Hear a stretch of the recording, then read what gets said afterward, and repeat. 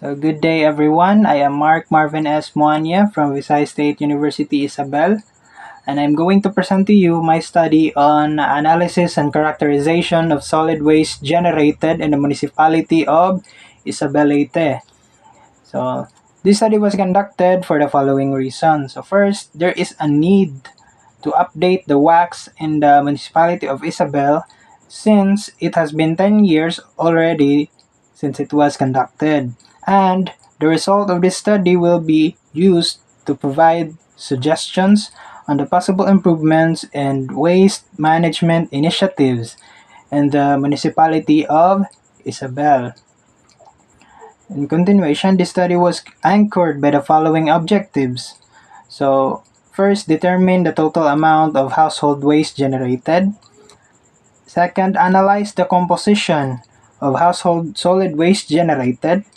Third objective is to determine the solid waste management practices of the selected respondents. And lastly, propose improvements on solid waste management plan based on the findings of the study. So, this study was conducted in ISABEL, LEYTE, specifically those areas who were able to avail the waste collection services of the local government unit of ISABEL. The next, so the step 1 in the sampling method. So the researcher conducted a comprehensive analysis and characterization of household waste generated in the municipality of ISABEL, LEYTE. So in order to ensure the statistical validity of the study, the researcher employed various statistical treatments. So firstly, the researcher determined an appropriate sample size using the standard formula, so which is commonly used in method in statistics. This formula took into account factors such as the desired levels of confidence and the acceptable margin of errors. So by calculating the sample size, the researcher ensured that the findings would be representative of the entire population. Then step 2, for the sampling method, the researcher determined how many households to survey from each barangay. So to achieve this, researcher utilized the formula which took into account factors such as the population size of each barangay and the proportionate distribution of households. So this allowed the researcher to obtain an accurate representation of the different areas within the municipality. So in continuation of the step 2, so this is now the target number of household.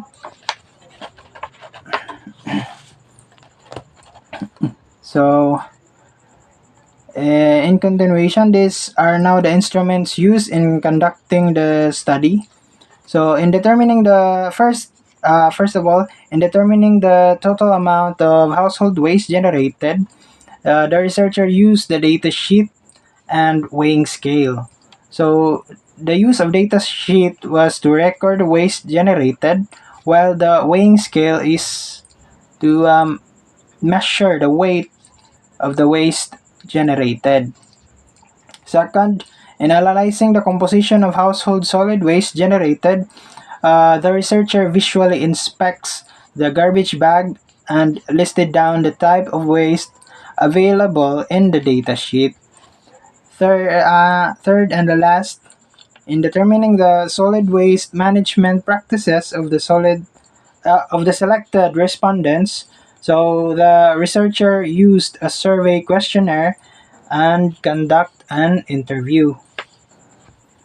So in the data gathering method, the researcher initiated the data collection process by selecting a diverse sample of households across ISABEL, LEYTE, representing various demographic profiles, socioeconomic statuses, and geographical locations within the municipality.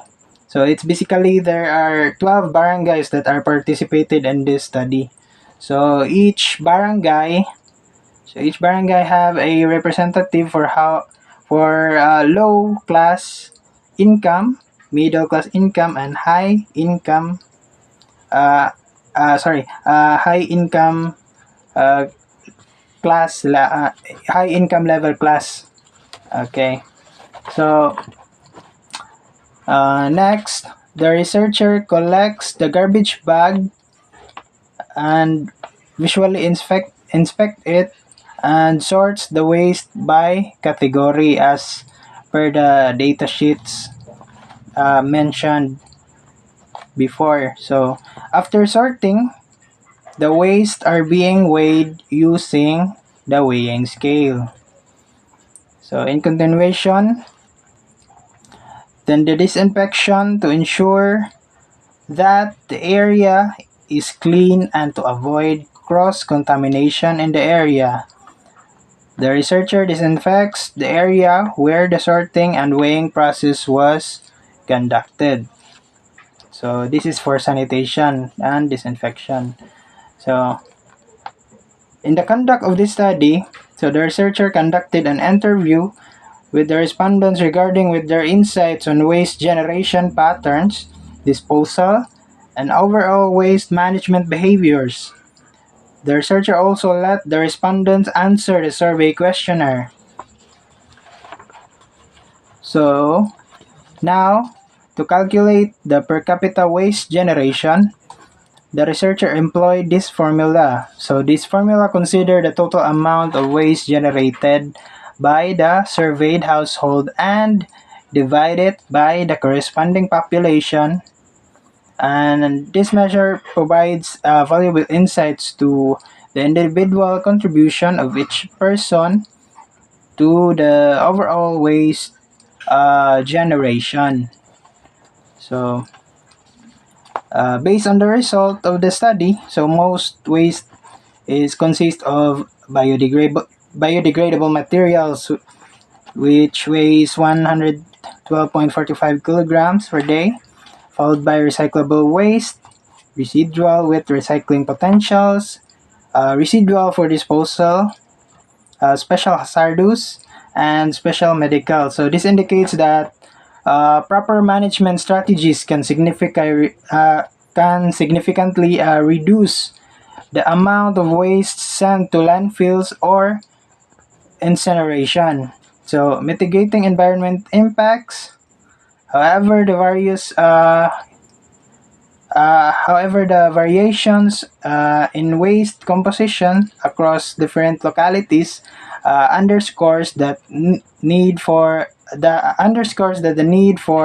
tailored approaches that address common community-specific needs and opportunities. So second, survey indicates that plastic waste was significant issue in households with a high prevalence of single-use plastic in terms such as bags, bottles, and packaging materials. So next, so this highlighted the urgent need for interventions to reduce plastic consumptions and promote sustainable alternatives. Third, so the survey revealed deficiencies in waste segregation practices, with many households not properly separating recyclable materials from non-recyclable waste. So this lack of waste segregation contributed to the inefficiency of the overall waste management system. So fourth, and the last, the survey revealed improper waste disposal, such as indiscriminate dumping and burning, possess environmental and health risks. So for the recommendation, so first, government action and community education. So the local government should take proactive measures to address the issue of waste management through a comprehensive educational campaign. So these campaigns should raise awareness among community members about the importance of proper waste management practices, including waste segregation and responsible disposal methods. So by providing clear and accessible information on the recycling, composting, and reducing waste, the government can empower individuals to make informed choices and take active steps towards sustainable waste management. Additionally, educational initiatives can include workshops, public forums, and informational materials distributed through various channels to reach a broad audience and ensure maximum participation. So second recommendation is the incentives for waste segregation and recycling.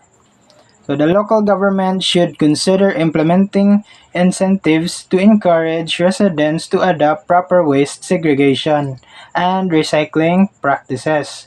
So these incentives can serve as motivating factors for individual and household to participate actively in waste management efforts. So the third recommendation, so expansion of eco brigades and alternative bag distribution programs. So to foster community involvement and enhance recycling initiatives, so the local government should expand the presence of eco brigade within neighbors. And the fourth recommendation is collaboration with scavengers. So recognizing the critical role of scavengers in the recycling process, the local government should establish collaboration with them to optimize waste efforts. So the fifth recommendation, so purchasing of thermal decomposition. So the result of the number of the biodegradable waste generated per day for 7 days is need to purchase a thermal decomposition. So as mentioned above, so the highest number of waste generated per day is biodegradable. So in order to minimize the waste the waste composition, so we need to the LGU should purchase a thermal decomposition. So developing and implementing a thermal decomposition will effectively manage the large volumes of biodegradable waste, thereby reducing greenhouse gas emissions and producing valuable soil amendments. So that's all. Thank you so much, FEU Roosevelt, for giving me a chance to present my study. And that's it. Thank you and God bless.